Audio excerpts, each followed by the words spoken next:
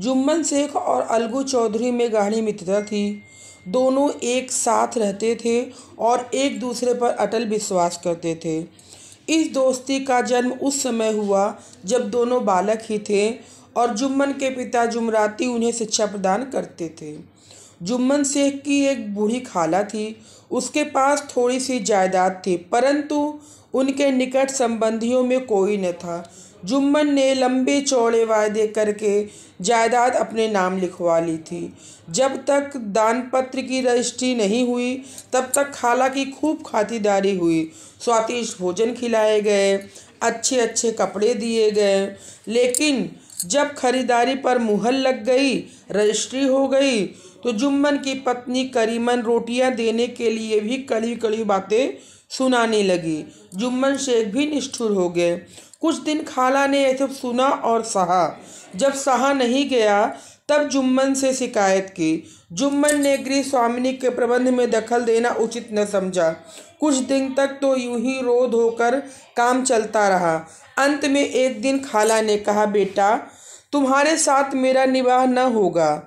तुम मुझे रुपए दे दिया करो, मैं अलग पकाल खा लूँगी। जुम्मन ने बड़ी धृष्टता से उत्तर दिया, रुपए क्या यहाँ फलते हैं? खाला बिगड़ गई। उन्होंने पंचायत करने की धमकी दी। जुम्मन बोले, हाँ हाँ जरूर, पंचायत कर लो, फैसला हो जाएगा। मैं भी दिन रात की बात खटपट से उब गया हूँ। एक दिन संध्या के समय पेड़ के नीचे पंचायत बैठी। जुम्मन शेख ने पहले से ही सारा प्रबंध कर रखा था। पंच लोग बैठ गए। बूढ़ी खाला ने उनसे अपनी विनती की, पंचों, आज 3 साल हुए मैंने अपनी सारी जायदाद अपने भांजे जुम्मन के नाम लिख दी। जुम्मन ने रोटी कपड़ा देना कबूल किया। साल भर तो मैंने रो धोकर इसके साथ काट लिया, पर अब सहा नहीं जाता। मुझे पेट की रोटी भी नहीं मिलती और न तन का कपड़ा। मैं बेसहारा हूँ। आप लोग राह निकालें और मैं उसी राह पर चलूँ। मैं पंचों की बात सिर माथे चढ़ाऊँगी। सरपंच किसे बनाया जाए? इस प्रश्न पर जुम्मन शेख और खाला जान ने कुछ कहा सुनी हो गई।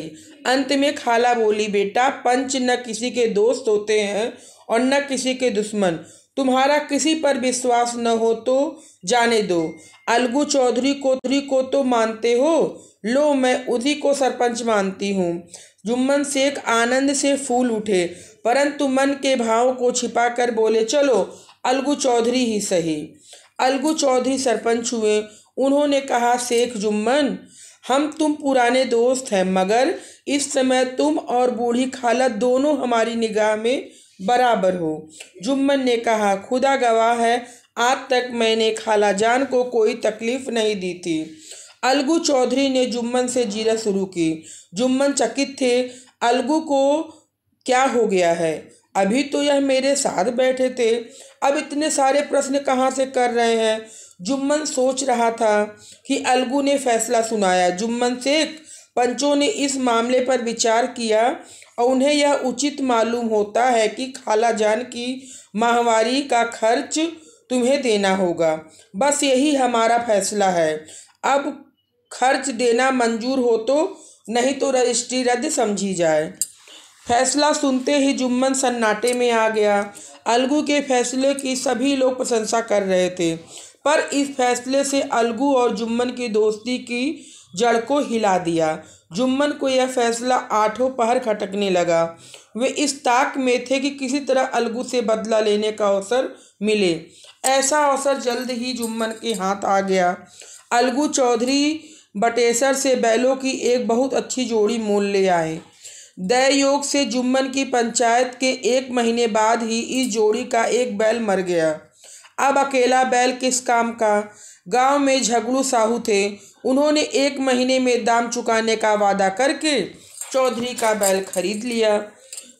समझू साहू ने नया बैल पाया तो लगे रगड़ने। न चारे की फिक्र थी, न पानी दिया। वह दिन में 3-4 बार खेपे करने लगे। एक दिन साहू जी ने दूना बोझ उठाकर लाद दिया। बैल ने जोर लगाया, पर वह आधे रास्ते पर ही धरती पर गिर पड़ा और ऐसा गिरा कि फिर न उठ सका। इस घटना को कई महीने बीत गए। अलगू जब बैल का दाम मांगने साहू के पास गया तो साहू और सहुआइन दोनों झल्ला उठे। वे उससे झगड़ा करने लगे। बोले, कोई मुर्दे बैल का दाम देता है क्या? मैं तुम्हें मुर्दे बैल का दाम नहीं दूंगा। लोगों ने साहू जी को समझाया, भाई पंचायत कर लो, जो कुछ तय हो जाए उसे स्वीकार कर लो। साहू जी राजी हो गए और अलगू ने भी हामी भर दी। उसी वृक्ष के नीचे शुरू हुई पंचायत। रामधन ने कहा, चौधरी बोलो, किसको पंच मानते हो? अलगू ने कहा, समझू साहू ही चुन ले। समझू खड़े हुए और कड़क कर बोले, मेरी ओर से जुम्मन शेख। जुम्मन का नाम सुनते ही अलगू का कलेजा धक करने लगा। फिर भी उन्होंने कहा, ठीक है, मुझे स्वीकार है। सरपंच का आसन ग्रहण करते हुए जुम्मन ने अपनी जिम्मेदारी का भाव पैदा हुआ। उन्होंने सोचा, मैं इस समय न्याय के सर्वोच्च आसन पर बैठा हूँ, सत्य से जौ भर भी टलना मेरे लिए उचित नहीं है। पंचों ने दोनों से सवाल जवाब शुरू किया। बहुत देर तक दोनों आपने अपने पक्ष का समर्थन करते रहे। अंत में जुम्मन ने फैसला सुनाया, अलगू चौधरी और समझू साहू, पंचों ने तुम्हारे मामले पर अच्छी तरह विचार किया। समझू के लिए उचित है कि बैल का पूरा दाम दे। जिस समय उन्होंने बैल लिया था उस समय उसे कोई बीमारी न थी। बैल की मृत्यु केवल इस कारण हुई कि उससे कठिन परिश्रम लिया गया और उसके चारे दाने का प्रबंध नहीं किया गया। अलगू चौधरी फूले न समाये, उठ खड़े हुए और जोर से बोले, पंच परमेश्वर की जय। साथ ही सभी लोगों ने दोहराया, पंच परमेश्वर की जय। थोड़ी देर बाद जुम्मन अलगू के पास आए और उनसे गले से लिपट गए। अलगू रोने लगे। इस पानी से दोनों के दिलों का मैल घुल गया।